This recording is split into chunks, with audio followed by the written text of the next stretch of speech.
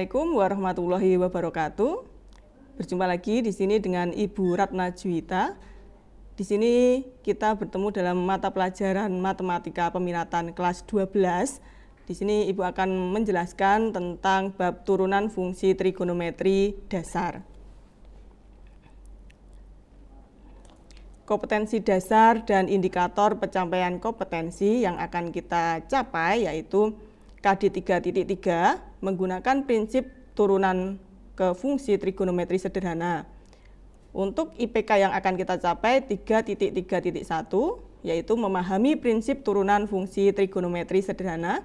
Yang kedua, menentukan penyelesaian dari suatu prinsip turunan fungsi sederhana. Untuk KD 4.3 yaitu menyelesaikan masalah yang berkaitan dengan turunan fungsi trigonometri. IPK yang akan kita capai yaitu 4.3.1 yaitu menyelesaikan masalah yang berkaitan dengan prinsip turunan fungsi trigonometri sederhana sesuai dalam kehidupan sehari-hari. Untuk tujuan pembelajaran kita hari ini yaitu memahami prinsip turunan fungsi trigonometri. Yang kedua, siswa dapat menentukan penyelesaian bentuk turunan fungsi trigonometri.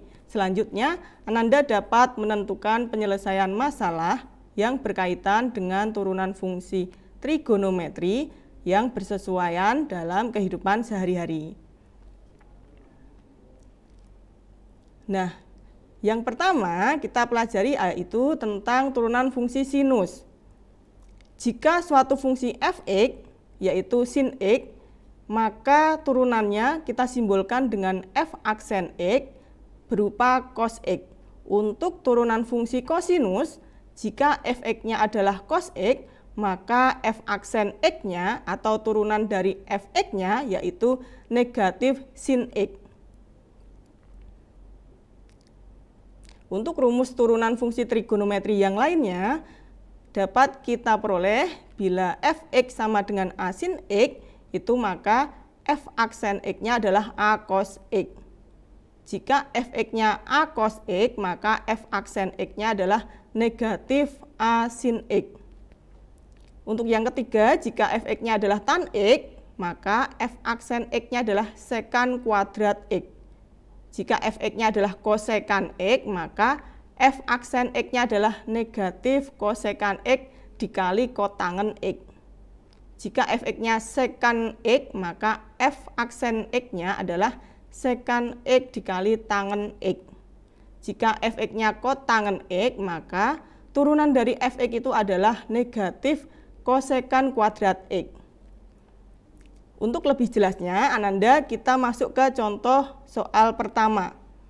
Untuk turunan pertama dari fungsi fx sama dengan 2 sin x, di sini kita mengacu ke bentuk rumusan tadi, yaitu a sin x. Maka untuk f aksen x itu adalah a cos x, di mana konstanta yaitu si a itu tetap. Berarti yang diganti adalah sin kita ubah menjadi cos x. Nah, maka untuk soal 2 sin x, maka di sini 2 tetap. Sinnya kita ubah menjadi cos x. Maka dapatlah f aksen x-nya yaitu 2 cos x. Untuk lebih jelasnya kita masuk ke contoh soal yang kedua. Untuk soal yang kedua, di sini turunan dari fungsi fx yang berupa 2x dikali cos x adalah, nah di sini fungsi fx merupakan fungsi yang berupa perkalian antara dua suku yaitu 2x dengan cos x. Maka untuk mengerjakan soal seperti ini, fungsi fx kita perlu menggunakan sifat turunan fungsi, yaitu ux dikali vx.